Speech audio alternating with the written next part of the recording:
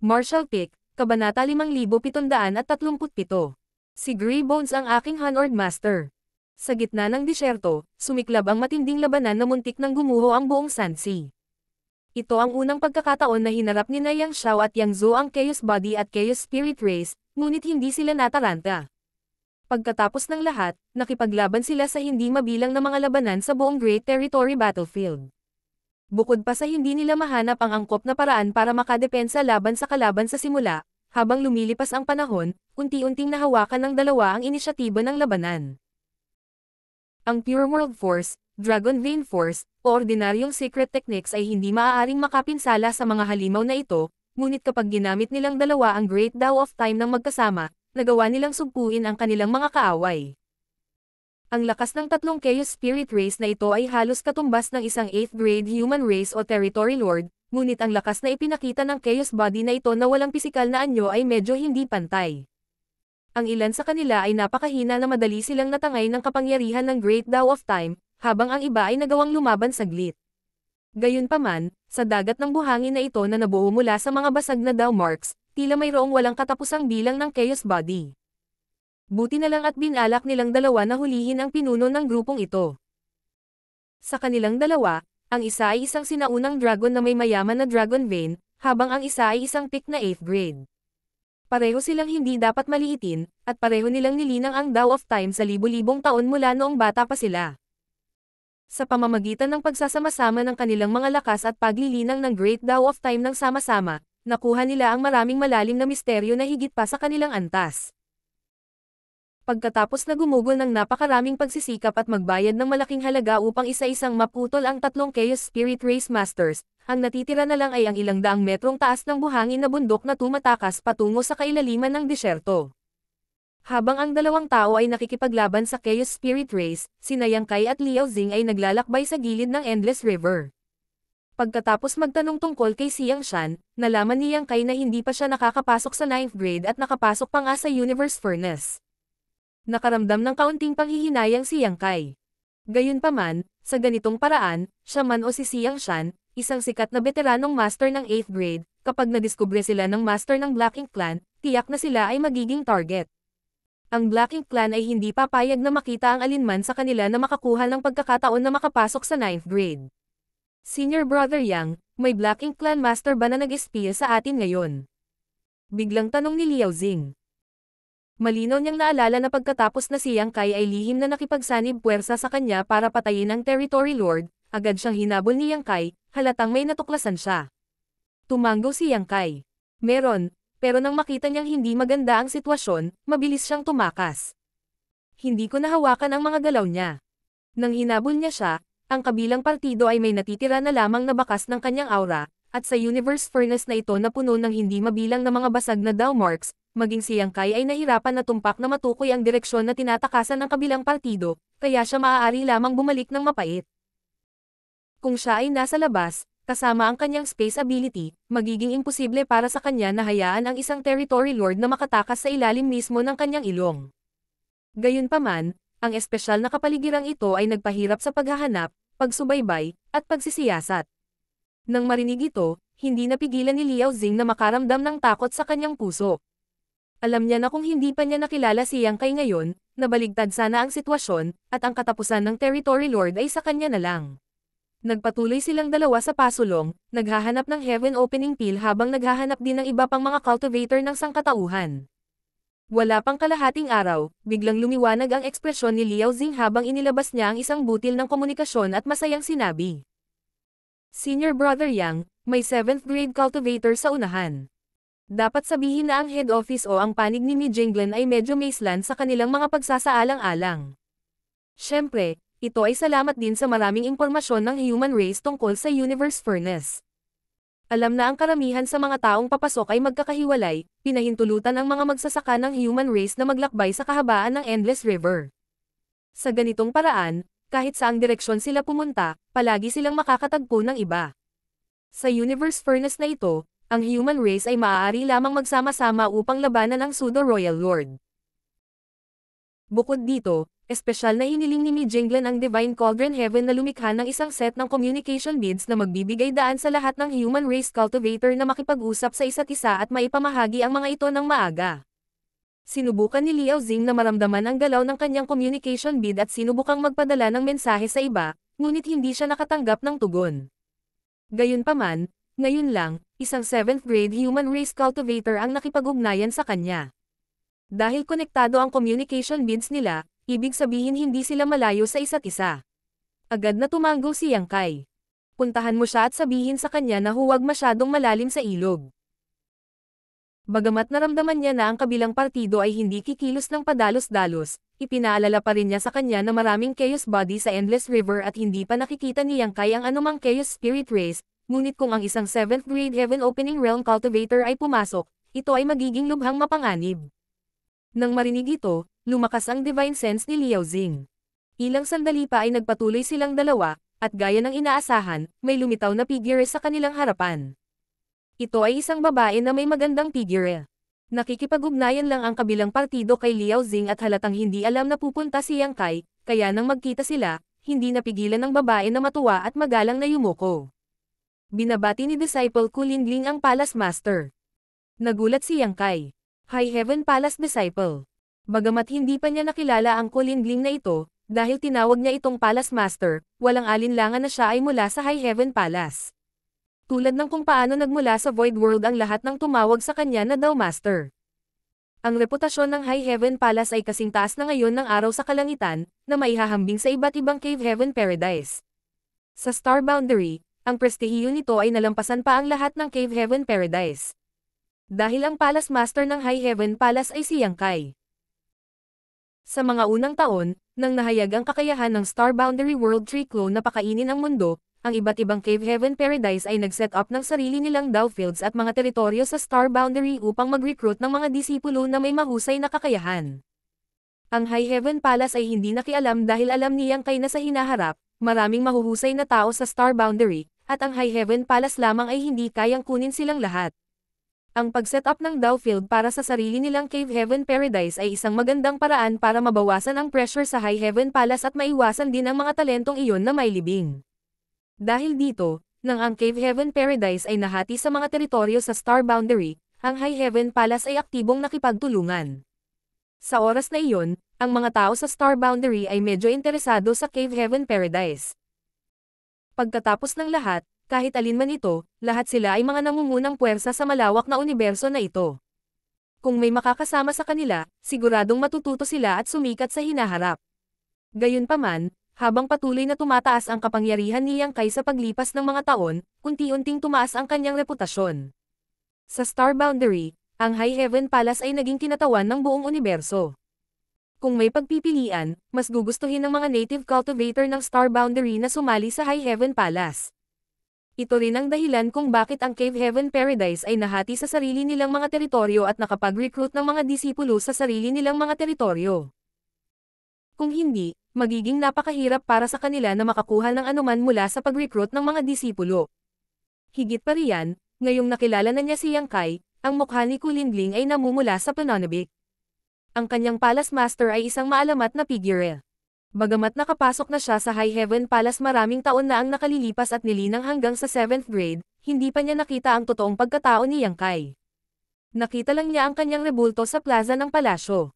Sa hindi inaasahang pagkakataon, pagkatapos makapasok sa Universe Furnace na ito, nakasalubong niya talaga siya.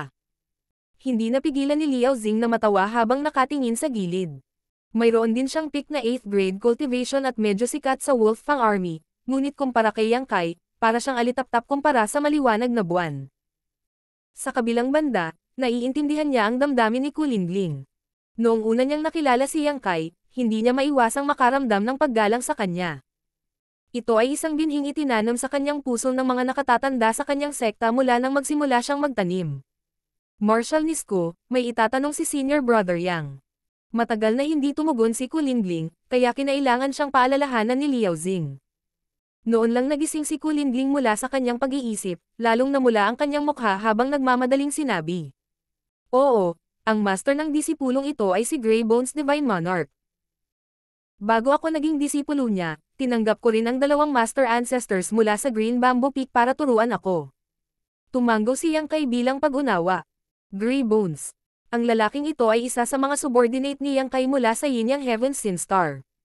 Nang mapasuko na siya ni Yang Kai, hiniram niya ang kapangyarihan ng loyalty list at naitala ang kanyang pangalan sa ika-7 pahina ng loyalty list.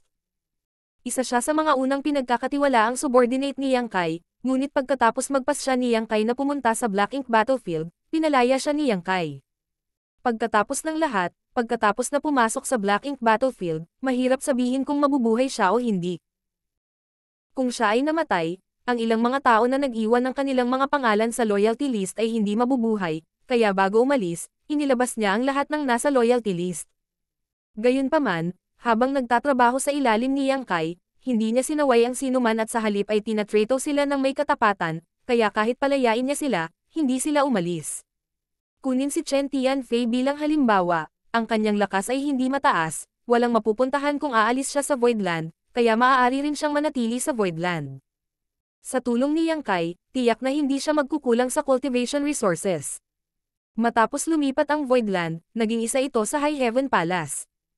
Ang mga taong nag-iwan ng kanilang mga pangalan sa loyalty list ay naging mga nakatataas na ngayon ng High Heaven Palace. Si Luan Baifeng, Su Yan, at ang iba pa ay bumuo pa ng isang elite team, na pumapatay ng mga kaaway sa mysterious Nether Territory. Sa pag-iisip tungkol sa Grey Bones, hindi naiwasang isipin ni Yang Kai ang marami sa mga dati niyang kaibigan. Bagamat paminsan-minsan ay bumalik siya sa High Heaven Palace sa nakalipas na libu-libong taon, palagi siyang nagmamadali at hindi pa nakikilala ang mga ito. Pagkatapos ng malaking kalamidad na ito, hindi mabilang na mga pamilyar na mukha ang mawawala. Para sa 2 Master Ancestors na binanggit ni Kulingling, walang alinlangan na sila ang 2 magulang ni Yang Kai. Hindi mataas ang lakas ng kanyang mga magulang, kaya kahit na gusto nilang lumabas at patayin ang kanilang mga kaaway, paano sila papayagan ni Hua Qingxi na gawin ito? Kung may nangyari sa kanila, hindi niya maipaliwanag ang sarili kay Yang Kai. Kaya naman, nag-ayos siya ng utos para hindi sila maboard. Tungkol sa gawaing ito ay upang turuan ang mga elite na disipulo na kakatuntong lamang sa landas ng paglilinang at hindi masyadong makapangyarihan. Ang kaayusan na ito ay nagkaroon din ng ilang malalim na kahulugan. Ang mga elite na disipulo ay nakatadhana na maging mga batong panulok ng High Heaven Palace, at sa ganoong relasyon sa pagitan ng pagtuturo at paglilinang, gaano man kataas ang paglaki ng mga disipulong ito, nang makilala nila siyang 4th Master at Dong Suzo sa hinaharap, kailangan nilang alalahanin ang kabaitan ng kanilang mga turo. Inalis ang kanyang masalimuot na damdamin, ngumiti si Yang Kai. Nakapasok na ba ang Grey Bones sa 8th grade? Noong nakaraan, si Grey Bones ay isang Heavenly Monarch, ngunit ngayon ay tinawag ni Kulingling ang kanyang Honored Master na isang Divine Monarch, kaya malinaw na ang kanyang status ay iba. Ayon sa tacit agreement ng 3,000 mundo, isang high-grade Heaven Opening Realm lang ang kwalipikadong tawaging Divine Monarch. Martial Pick, Kabanata 5738. Grey Mist. Sumagot si Kulingling. Pag-uulat sa Palace Master, ang aking master ay isang 7th grade. Naunawaan kaagad ni Yang Kai. Mayroon ding mga pagkakaiba sa Divine Monarch, ang high-grade Heaven Opening Realm ay karapat-dapat na tawaging Divine Monarch. Parehong katanggap-tanggap ang 8th grade at 7th grade. Ngayon lang niya naalala na walang pag-asa si Grey Bones na maabot ang 8th grade, at ang peak ng 7th grade ay ang kanyang limitasyon. Noong pinasuko niya siya sa Sin Star, siya ay naging master ng 6th grade. Ngayong napakaraming taon na ang lumipas at nasa kanya ang suporta ng High Heaven Palace, wala siyang kakulangan sa cultivation resources, kaya natural na hindi problema para sa kanya na makapasok sa 7th grade. Marahil ay dahil naramdaman niyang naabot na niya ang hangganan ng martial daw at wala na siyang adhikain, kaya gusto niyang kumuha ng isang disipulong magtuturo, kaya naman naging disipulo niya si Kulingling. Sa kabilang banda, ang cultivation ni Kulingling ay nasa tuktok ng 7th grade, kaya dapat ay mayroon siyang mga kwalifikasyon upang sumulong sa 8th grade. Ang layunin ng paglalakbay na ito sa Universe Furnace ay upang makuha ang mababang kalidad na Heaven Opening Peel, na umaasang makakalusot sa 8th grade sa lalong madaling panahon upang maprotektahan niya ang sarili sa paparating na bagyo.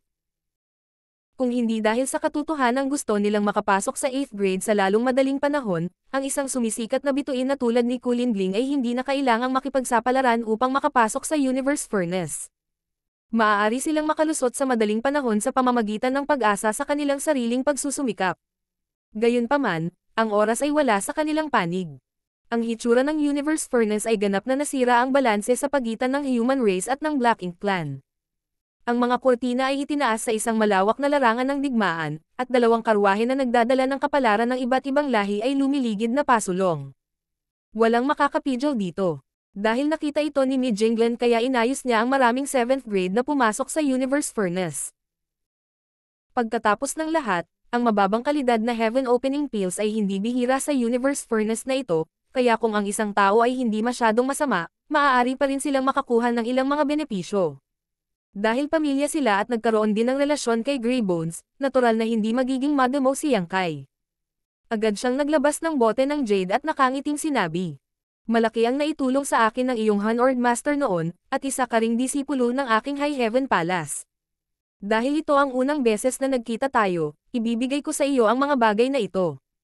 Sa pagtulak ng kanyang kamay, hinayla ng banayad na puwersa ang bote ng Jade patungo kay Kulingling. Hindi alam ni Kulingling ang gagawin. Hindi niya inaasahan na bibigyan siya ng Palace Master ng regalo. Nang malapit na siyang tanggihan, ngumiti si Liao Jing at sinabi. Ito ay regalo mula sa isang elder, hindi mo matatanggihan. Bahagyang kumaibot ang mga sulok ng bibig ni Yang Kai.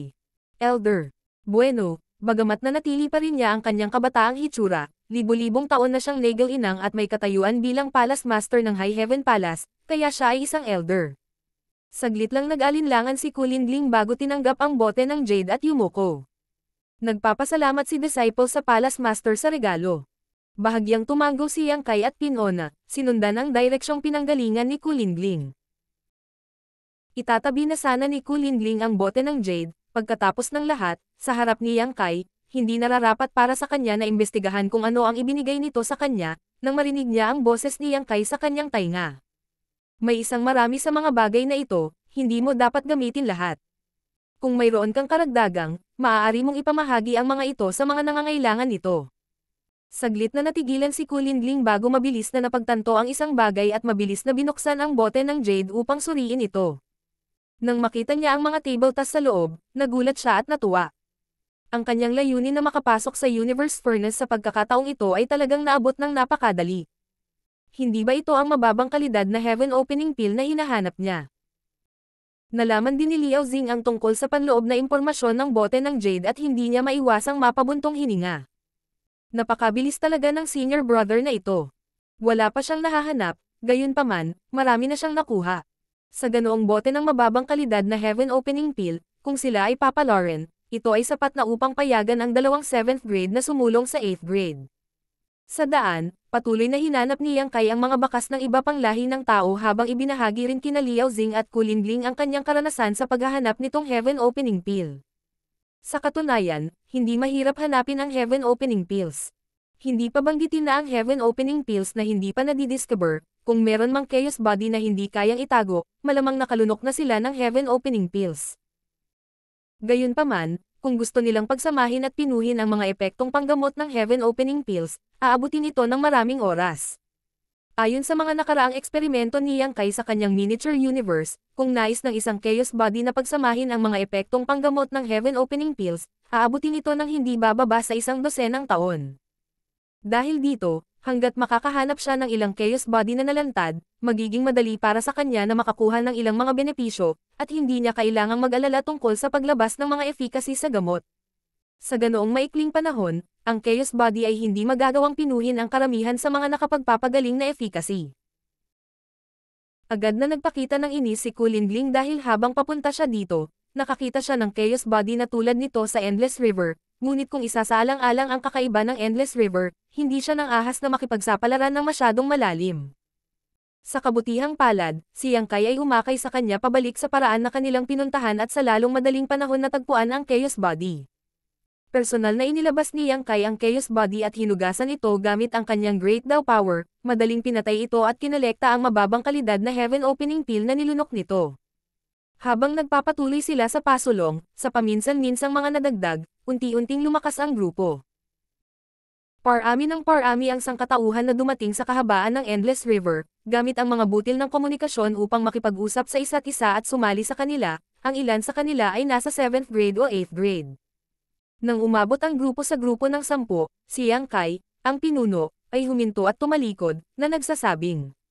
Lahat, aalis na ako ngayon. Sa 10 tao, 3 ang 8th grade at 7 ang 7th grade. Ang dahilan ng malaking disparity sa ratio ay dahil ang bilang ng mga cultivator ng 7th grade na pumasok ay mas mataas kaysa sa bilang ng mga cultivator ng 8th grade. Pangalawa, ito ay dahil sinabi ni Mijinglan sa kanila na ang lahat ng 7th grade cultivator na pumasok sa Universe Furnace ay agad na hahanapin ang Endless River at sasama sa iba upang maghanap ng mababang kalidad na Heaven Opening Pills. Ang pagpasok sa 8th grade sa Universe Furnace ang tanging misyon nila. Ang magandang kalidad na Heaven Opening Pills ay napakabihirang, at kahit na matagpuan ang mga ito, maaaring kailanganin nilang makipagkumpetensya sa Black Ink Clan at sa Chaos Spirit Race para makuha ang mga ito.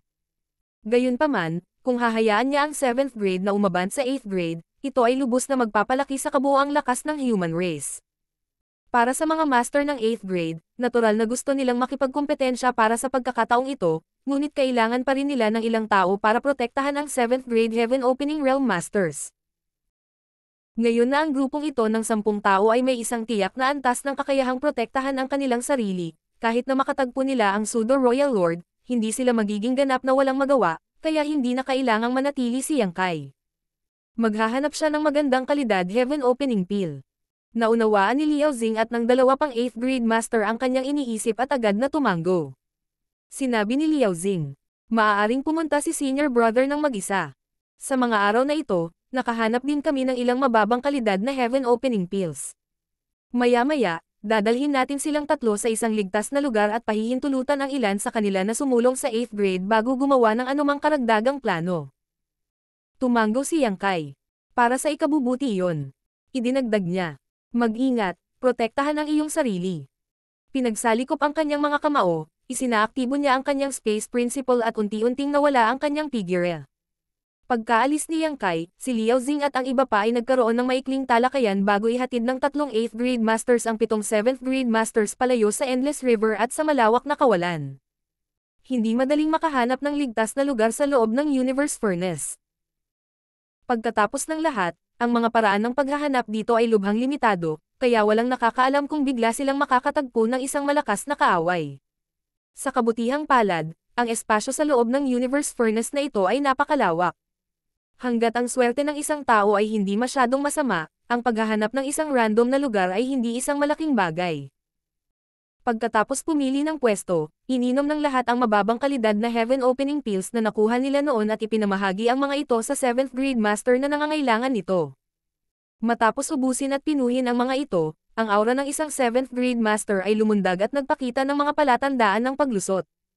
Nang makita ito ng lahat, hindi nila napigil ang mapasigaw sa pagkamangha. Bagamat ang mababang kalidad na Heaven Opening Pill na ito ay hindi kasing ganda ng magandang kalidad na Heaven Opening Pill, na nagpapahintulot sa isang cultivator na malagpasan ang kanilang mga bottleneck, isa pa rin itong agarang tagumpay. Sa ganitong paraan, pagkatapos ng paglalakbay na ito sa Universe Furnace para mangagaw ng mga kayamanan, ang human race ay tiyak na magkakaroon ng maraming bagong 8th grade masters.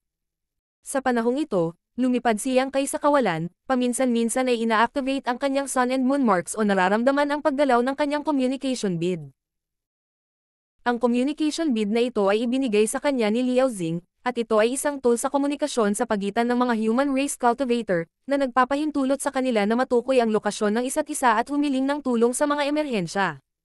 Ang ikinabahala niya ngayon ay kung paano mahahanap ang siyam na magandang kalidad na Heaven Opening Pills. Bagamat nag-iwan na siya ng marka sa siyam na table task, hindi pa rin niya ito natagpuan, ni hindi niya alam kung nasaan ang mga iyon. Dahil dito, maaari lamang niyang subukan ang kanyang kapalaran. Ang impormasyong nakuha niya kay Liao Xing ay lalong nagpagulo sa sitwasyon sa loob ng Universe Furnace. May mga katutubong Chaos Spirit Race na nilalang dito, at may posibilidad pa ng Chaos Spirit King. Bukod dito, ang magandang kalidad na Heaven Opening Pill ay talagang kapakipakinabang sa Black Ink Clan, isang bagay na hindi niya inaasahan. Bilang resulta, walang alinlangan na mas mahirap para sa human race na makuha ang magandang kalidad na Heaven Opening Pill. Sa sandaling ito, nakatayo siya sa kawalan na may kakaibang kulay abo na pag-iral sa harap niya, ang kanyang noo ay tumutulo ng malamig na pawis at ang kanyang mukha ay puno ng matagal na takot. Ang maliit na patch ng kulay abong fog na ito ay halos kasing laki ng isang mesa. Nang mabilis ang takbo ni Yang Kai kanina, muntik na siyang mabangga dito, ngunit sa kabutihang palad, hindi niya ito napansin sa kritikal na sandali at huminto sa oras. Sa sandaling ito, ang kanyang divine sense ay lumakas at pagkatapos ng maingat na pagsusuri, natuklasan niya na may iba pang bagay sa loob ng maliit na kulay abong fog na ito. Ito ay hindi isang uri ng kulay abong fog, ito ay talagang isang star sea na lumiit ng hindi mabilang na beses, at ang bumubuo sa kulay abong fog na ito ay lahat ng mga bituin. Ito ay isang maliit na kulay abo na fog, ngunit ang loob nito ay lubhang hindi mahuhulaan. Kung ang isa ay hindi sinasadyang sumugod dito, ito ay katumbas ng pagpasok sa isang star sea. Kung hindi sila mag-iingat, maliligaw sila at mahihirapang makatakas. Paano nagkaroon ng ganoong bagay sa loob ng universe furnace? Isa pa, kapag pinag-isipan niyang mabuti, tila hindi lang ito ang lugar. Sa daan, nakita ni Yang Kai ang maraming mga fog, ang ilan ay malaki at ang ilan ay maliit. Dati ay hindi niya masyadong pinapansin ang mga ito, ngunit ngayong maingat niyang sinusuri ang mga ito, napagtanto niya kung gaano sila kalalim. Ang universe furnace na ito ay tila mas misteryoso kaysa sa kanyang naisip. Pinipigilan ni Yang Kai ang pagpintig sa kanyang puso habang nakatitig sa kulay abong fog sa kanyang harapan at hindi maiwasang mag-isip, kung ang bagay na ito ay maalis at mapapadalisay, hindi ba ito ay hindi magagapi kapag ginamit laban sa mga kaaway? Hindi pa banggitin ang isang pag-iral tulad ng Royal Lord, kahit na ito ay ang Black Ink Giant Spirit God, mahihirapan itong makatakas mula sa kulay abong fog na ito. Gayunpaman, nagsagawa lamang ng maikling pagsisiyasat si Yang Kai bago sumuko sa hindi makatutuhanang ideyang ito. Ang bagay na ito, hindi niya ito maalis. Ang maliit na kulay abong fog na ito ay hindi kapani-paniwalang malaki, kaya kung gusto niyang alisin ito, katumbas ito ng pag-alis ng star sea sa loob. Ang gayong kahanga-hangang puwersa ay hindi maaaring taglayin ng isang 8th grade na tulad niya, kahit na ang isang 9th grade master. Marshall Pick, Kabanata 5739. Old Third. Pagkatapos ng mahabang pag-iisip tungkol dito, wala pa ring ideya si Yang Kai kung ano ang gagawin. Walang magawa, kaya lang niyang sumuko at tumuon sa paghahanap muna ng magandang kalidad na heaven opening pill. Kung may pagkakataon mamaya, makakaisip siya ng ibang solusyon. Gayunpaman, bago siya magpatuloy sa paggalaw, bigla siyang nakaramdam ng kung ano at ibinaling ang kanyang ulo patungo sa isang tiyak na direksyon. Sa susunod na sandali, isinaaktibo niya ang kanyang space principle at pinagsama ang sarili sa kawalan. Makalipas ang ilang hininga, may lumipad na figure mula sa di kalayuan. Ang taong ito ay malinaw na isang territory lord, ngunit mula sa pananaw ni Yang Kai, ang taong ito ay dapat lamang na isang promoted territory lord. Ang kanyang aura ay hindi kasing siksik ng isang innate territory lord. Kung gusto ni Yang Kai na patayin ang ganoong promoted territory lord, hindi ito magiging problema. Akmang kikilos na siya, may nakita siya sa kamay ng territory lord. Saglit na nag-alinlangan si Yang Kai bago sumuko sa kanyang planong pag-atake. Sa halip, itinago niya ang kanyang mga landas at palihim na sumunod. Hawak ng territory lord ang isang maliit na black ink nest sa kanyang kamay, at sa paghusga sa kanyang nagmamadaling paggalaw, halatang nagmamadali siya. Sa pakikitungo sa Black Ink Clan sa napakaraming taon, natural na nakilala ni Yang Kai na ang maliit na Black Ink nest na ito ay partikular na ginamit para sa pagpapadala ng mga mensahe. Dati, ginamit ng innate territory lords ang maliit na Black Ink nest na ito para magpadala ng mga mensahe sa Northern Pass kapag pinalibutan nila siya. Siyempre, ang Black Ink nest na ito ay hindi lamang may kakayahang magpadala ng mga mensahe, ngunit kung ang isa ay handang mag-invest ng mga mapagkukunan dito, maaari rin itong mapisa sa isang tunay na Black Ink nest. Habang nasa kamay niya ang Black Ink nest at ang kasalukuyang mga aksyon ng Territory Lord, hindi mahirap hulaan na ang Territory Lord na ito ay dapat nakipag-ugnayan sa kanyang mga clansmen at ginagamit ang gabay ng Black Ink nest para sumugod. Ang pagpatay ng isa ay hindi kasing ganda ng pagpatay ng marami ng sabay-sabay. Ito ang dahilan kung bakit pinigilan ni Yang Kai ang kanyang layuning pumatay. Gayunpaman, ang hindi inaasahan ni Yang Kai ay ang kakayahan sa komunikasyon ng maliit na Black Ink nest na ito ay talagang kapaki-pakinabang sa Universe Furnace. Sa kabilang banda, ang Territory Lord na pinagsanib nilang patayin ni Liao Xing ay walang maliit na Black Ink nest sa kanya. Pagkatapos ng ilang sandali ng pagmumuni-muni, naunawaan ni Yang Kai. Ang Black Ink Clan ay walang alam tungkol sa Universe Furnace, kaya natural na hindi sila gumawa ng ganoong masusing paghahanda. Ang Territory Lord ay malamang na may Black Ink nest sa kanya sa simula. Habang hinahabol nila si Yang Kai, hindi napansin ng Territory Lord na may master na bumubuntot sa kanya. Pagkatapos ng lahat, ang pagkakaiba ng lakas sa pagitan nila ay masyadong malaki, at ang kanyang space daw ay hindi maihahambing na malalim. Sadyang itinago ni Yang Kai ang kanyang sarili, kaya paano nalaman ng promoted territory lord na ito? Sumusunod sa likod ng territory lord, maingat na pinagmasdan ni Yang Kai ang sitwasyon sa hinaharap, nagmamadali ang territory lord na ito kaya pinatawag siya ng kanyang mga kasama dahil may natuklasan siyang mabuti o dahil sa kontrahan niya ang human race. Sa alinmang paraan, ito ay hindi kanais-nais sa human race. Kung susundan siya ni Yang Kai ng palihim, marahil ay malulutas niya ang krisis ng human race.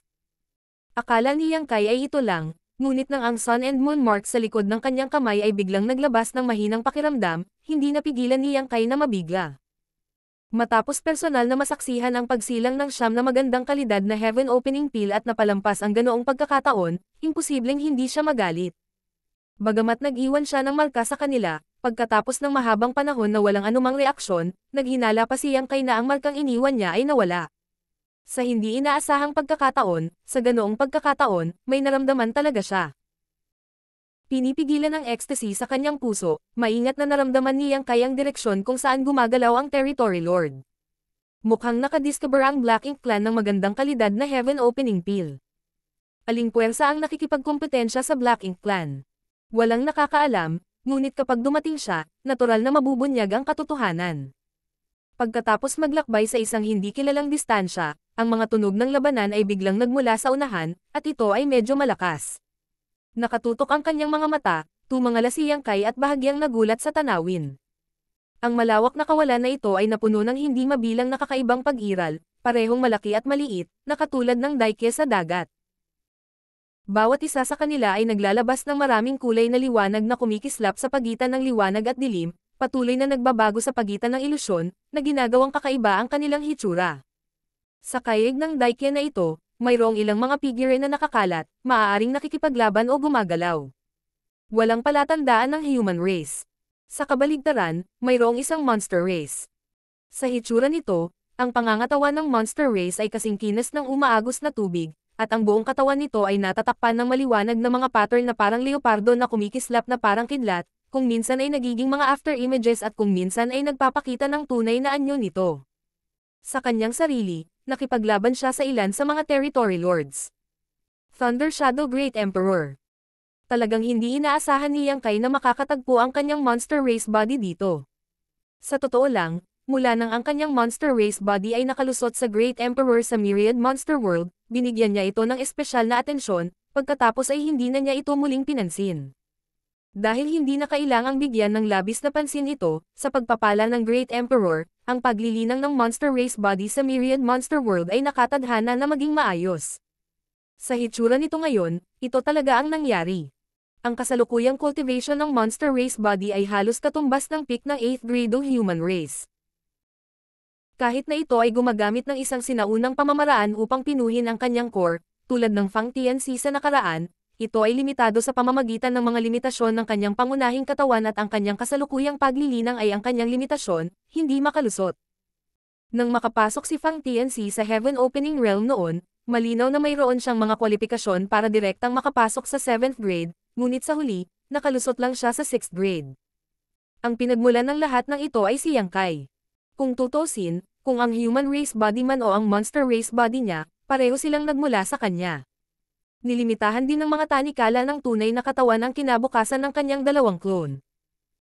Sa hitsura ng Universe Furnace, alam ni Yang Kai na kung ito man ay ang human race body o ang monster race body, lahat sila ay pupunta upang makipagkita sa kanya. Sa panahong ito, bukod sa paghahanap ng magandang kalidad na heaven opening peel, naghanap din siya ng mga bakas ng human race body at monster race body. Nagtanong-tanong siya mula kay Liao Xing at sa iba pa, ngunit sa kasamaang palad ay wala siyang nahanap. Sa hindi inaasahang pagkakataon, nagkataon na nakilala niya ang monster race body dito. Ito ay isang masayang sorpresa. Ang pinakamalaking sorpresa ay ang magandang kalidad na heaven opening peel sa kayeg ng daike na ito. Sa gitna, may isang figure na malinaw na higit sa 10 beses na mas malaki kaysa sa iba pang daike. Nakalunok ito ng magandang kalidad na heaven opening peel, at kapag ang figure nito ay paminsan-minsan ay nagiging ilusyon, ang magandang kalidad na heaven opening peel ay walang alinlangan na nabunyag. Hindi niya alam kung ang magandang kalidad na heaven opening peel na ito ay natuklasan ng monster race body o kung ang Black Ink Clan ang unang nakatuklas nito, ngunit malamang na matagal na silang nag-aaway. Ginamit ng Black Ink Clan ang Black Ink Nest para tawagan ang kanilang mga kaibigan, ngunit ang Monster Race Body ay nag-iisa, nakikipaglaban sa isa laban sa marami.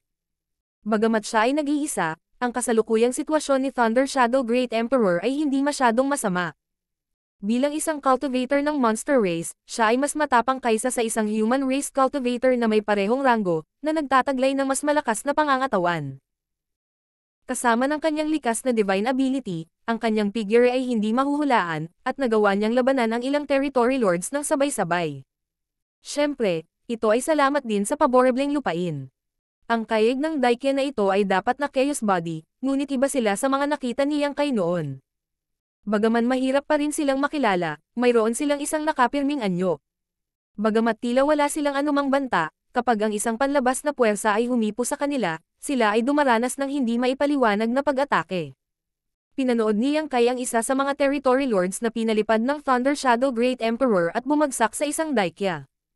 Tila nawalan ng malay ang mga territory lord, at ilang sandali pa bago sila nakabawi mula sa kanilang pagkagulat. Noong una, gustong samantalahin ng Thunder Shadow Great Emperor ang pagkakataong ito para patayin siya, ngunit isa pang territory lord ang dumating sa gilid at iniligtas ang buhay ng kanyang kasama. Ang maladikya na Chaos Body na ito ay medyo kakaiba. Malinaw na natalo si Thunder Shadow noon, kaya habang nakikipag-usap siya sa territory lord, sinubukan niya ang kanyang makakaya na huwag hawakan ang Chaos Body na iyon, ngunit dahil dito, nabawasan ng husto ang space na maaari niyang ilipat sa paligid. Tila puspusan na ang labanan ng dalawa, ngunit sa totoo lang, pareho silang napigilan at hindi maipakita ang kanilang buong lakas. Ang territory lord na sumugod dito ay halatang nakatanggap ng babala mula sa kanyang mga kasama, kaya hindi siya agad nagpakilala. Sa halip, palihim siyang gumapang patungo sa larangan ng digmaan, sinusubukang salakayin ang Monster Race upang masugatan siya ng husto. Sa kasamaang palad, wala siyang magandang diskarte sa pagtatago. Nang malapit na siya sa larangan ng digmaan, bago pa man siya makapasok sa kayig ng Daikya, nakita na siya ng Thunder Shadow. Ang territory lord ay isa ring mapagpasyang tao. Dahil ibinunyag niya ang kanyang kinaroroonan, maaari na rin niyang ipakita ang kanyang sarili ng lantaran. Gayunpaman, bago pa siya makagawa ng gulo para sa Thunder Shadow, isang territory lord ang tumingin sa likod niya na may takot at mabilis na nagpadala ng voice transmission. Mag-ingat. Tumindig ang balahibo ng territory lord nang biglang bumalot sa kanya ang matinding krisis. Bago pa niya mabawi ang kanyang sentido, nakaramdam siya ng hindi maipaliwanag na sakit sa kanyang dibdib. Ibinaba niya ang kanyang ulo, nakita niya ang dulo ng isang sibat na tumutusok sa kanyang dibdib, at ang world force ay lumundag mula sa sibat. Siya ay tinambangan. Ang pinaka-nakakatakot ay wala siyang napansing kakaiba bago umatake ang kabilang partido. Sino ang umambos sa kanya? Habang ang mga kaisipang ito ay nag-flash sa kanyang isipan, ang territory lord ay tiyak na sumugod, na gustong kumawala mula sa panunupil ng umaatake sa kanyang likuran, ngunit hindi siya nakagalaw. Ang kalawakan ay tila nagyelo habang ang world force sa sibat na tumusok sa kanyang dibdib ay lumundag. Isang marahas na kapangyarihan ang nawala at ang buo niyang katawan ay biglang sumabog sa isang madugong ambon. Ang Black Ink Strength na lumabas ay parang isang ligaw na kabayo na nakatakas sa kanyang mga bato, mabilis na nag-transform sa isang Black Ink Strength. Kumalat ang isang hindi nakikitang pagbabago-bago ng enerhiya at kumalat ang itim na tinte na ulap, na nagpapakita ng isang binata na may hawak na mahabang sibat na may kalmadong ekspresyon. Casual na iwinagayway ng binata ang Black Ink Blood sa kanyang kamay at ngumisi. Yang Kai. Ang ilang mga territory lords lahat ay namutla sa takot, ang kanilang mga puso ay puno ng pait. Sa pagharap nitong human race killing star sa lugar na ito, paano sila magkakaroon ng magandang wakas? Ang pangunahing punto ay, paano nila siya nabangga? Ang espasyo sa loob ng universe furnace na ito ay malawak at walang hangganan, at lahat sila ay nagsama-sama dahil sa patnubay ng Black Ink Nest. Matapos makipaglaban sa master ng monster race na ito sa loob ng mahabang panahon, hindi sila nakakuha ng atensyon ng ibang lahi ng tao, ngunit sa halip ay naakit nila si Yang Kai. Sa kabilang banda, saglit ding natigilan si Thunder Shadow bago lumitaw ang isang lightning pulse sa bibig nito. Maya-maya pa ay sumilay sa mukha nito ang malatao ng ngiti. Noong una, inakala nitong magiging matinding labanan ito sa pagitan ng dragon at tigre, kaya handa itong tumakas kung hindi ito manalo. Pagkatapos ng lahat, bagamat maganda ang magandang kalidad na Heaven Opening Pill, mas mahalaga ang sariling buhay nito, kaya madali itong makapagpasya kung ano ang gagawin dito. Sa hindi inaasahang pagkakataon, dumating siya. Ang bagay na ito ay simple. Dahil gusto niyang kitilin ang buhay ng mga territory lord na ito, maaari niyang inumin ang magandang kalidad na heaven opening pill. Huminahon ang puso ni Thunder Shadow at nagulo ang isipan ng territory lords. Ang maladikyan na Chaos Body ay nagpapalabas pa rin ng makulay na liwanag, na nagbibigay liwanag sa mga mukha ng magkabilang panig.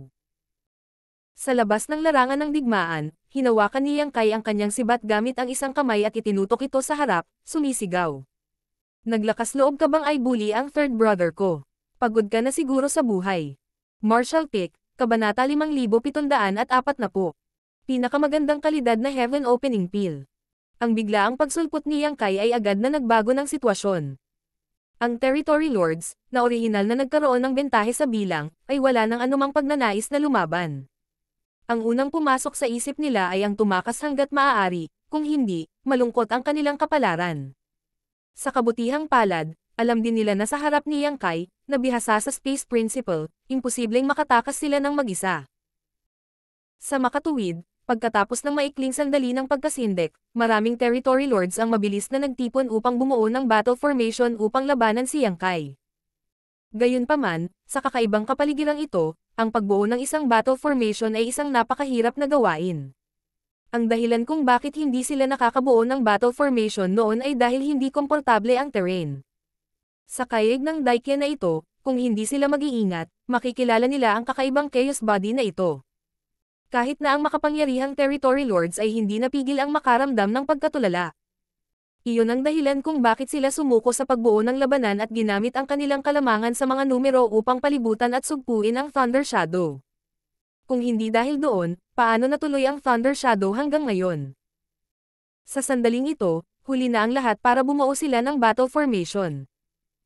Ang Thunder Shadow, na nakita sa kanilang mga intensyon, ay agad na sumugod patungo sa pinakamalapit na territory lord at nag-transform sa isang bola ng kidlat, kaagad na dumating sa harap ng territory lord.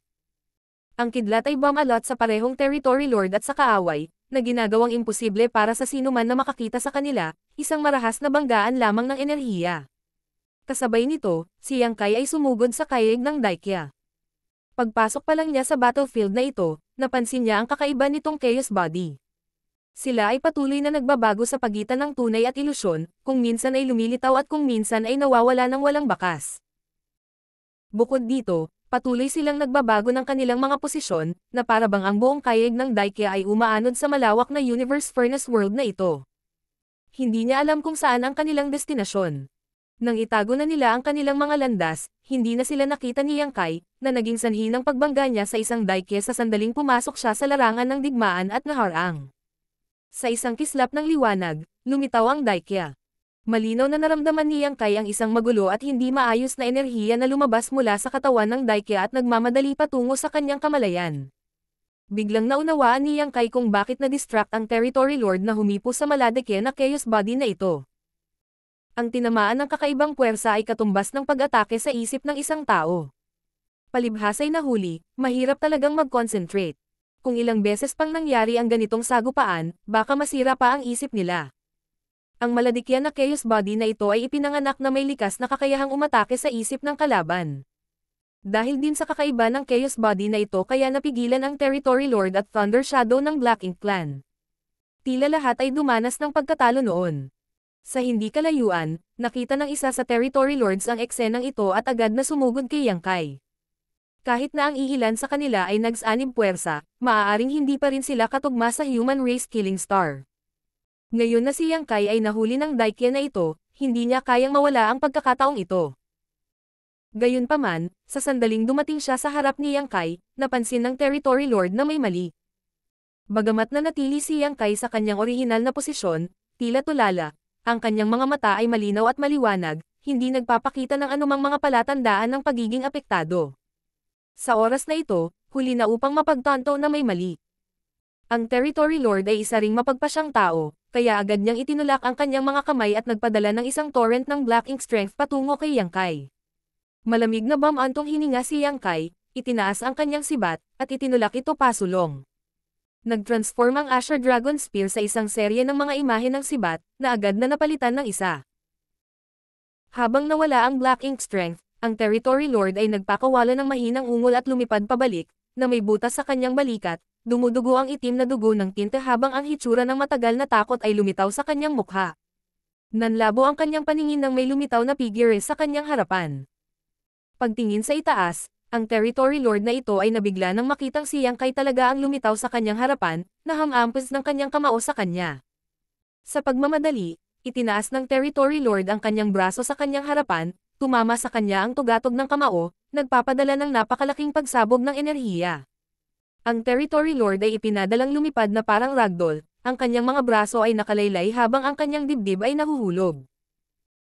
Sa kasalukuyang lakas ni Yang Kai, na isang hakbang na lang mula sa pagpasok sa kaharian ng Divine Dragon, paano makakalaban ang isang nag-iisang na-promote na Territory Lord?